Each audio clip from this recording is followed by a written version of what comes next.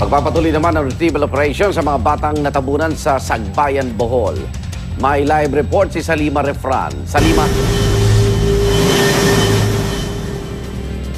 Itutuloy na nga ng mga minerong rescuers ang retrieval operations para nga sa 5 batang natabunan lupa sa may talon ng Barangay Katipunan sa bayan ng Sagbayan.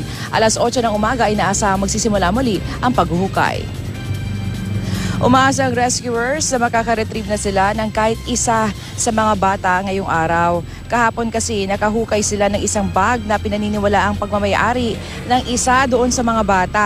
Pero hindi madali igan yung retrieval operations. Bukod kasi sa malalaki ang mga batong natangay ng guho, nasa 30 metro rin ng lupa ang tumabon sa talon. Pinahihirapan din ang operasyon ng mismong tubig ng waterfalls. Dahil dito, igan ay dineklara na rin very critical ang landslide area. Bawal nang bumaba doon ang mga residente habang supervised naman ang mga taga-media.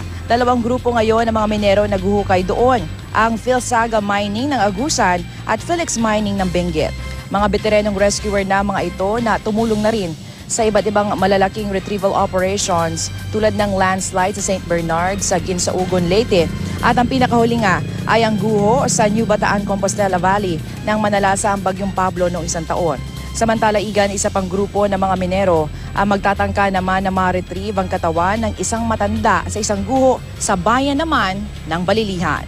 At yan ang latest mula nga dito sa Dawis, Bohol. Igan? Maraming salamat, Salima Refran.